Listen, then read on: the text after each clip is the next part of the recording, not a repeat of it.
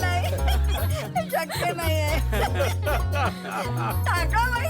अहो खरं सांगतो, बहिणीचं नाव टाकळाबाई, भावाचं नाव भुजंगराव, माझं नाव रंगराव. लोक काय वाटेल त्या नावाने हाक मारायचं. रंगड्या म्हणायचे, रोंगड्या म्हणायचे, रणगाड्या म्हणायचे.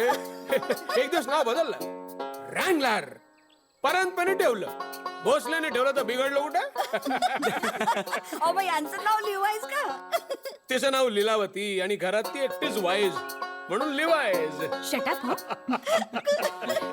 खरंच अहो कमाल आहे तुमची. नशीब पूजाचं नाव साधंच ठेवलं. ही व्हायच्या आधी वडील गेले म्हणून, नाहीतर हिचं नाव माळसाबाईच ठेवलं असतं. नावाचं ठीक आहे, अहो पण गुण तेच राहिले असते ना. आयुष्यात पहिल्यांदाच विशालने योग्य निर्णय घेतलाय, नाही का हो? हो हो. आणि विशाल उगाचच घाबरत होता. शी, मी तर आधीच ठरवलं होतं की विशालला सांगायचं, बाबा तुझी बायको तू पसंत कर.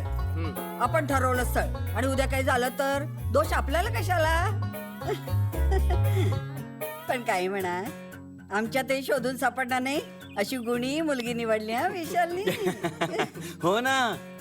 वर पूजा भोसले म्हटल्यावर मी लगेच आमच्या गँग मध्ये सांगून टाकलं, छत्रपतींच्या वंशजांपैकीच आहे. छे आमचं काही नातं नाही. हा, ते एक बरं झालं. मला अजिबात आवडत नाही तर त्या ढाले आणि तलवारी घरात.